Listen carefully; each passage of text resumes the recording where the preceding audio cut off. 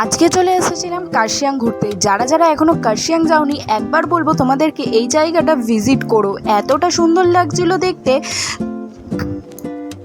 চারিদিকে শুধু কুয়াশা আর কুয়াশা, বুঝতেই পারবে না যে কখন বিকেল হচ্ছে কখন সকাল হচ্ছে।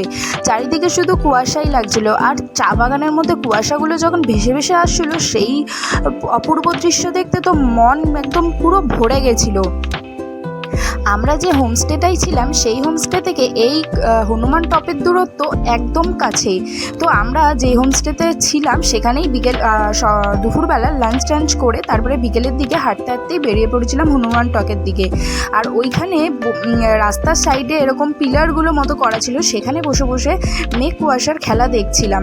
এটা কিন্তু ছিল একদম বিকেল 5টা, কিন্তু মনে হচ্ছে না যে তখন বিকেল, মনে হচ্ছে একদম সবে সকাল হলো।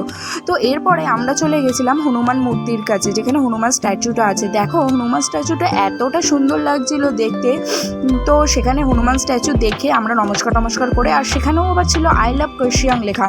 তো তার পিছনেই ছিল হচ্ছে পুরো বিরাট চা বাগান। যখন মেঘ আসছিল তখনও যেমন ভালো লাগছিলো দেখতে, আর মেঘ যখন সরে যাচ্ছিলো, মানে কুয়াশাগুলো যেরকম চলে যাচ্ছিলো তখনও ভালো লাগছিল।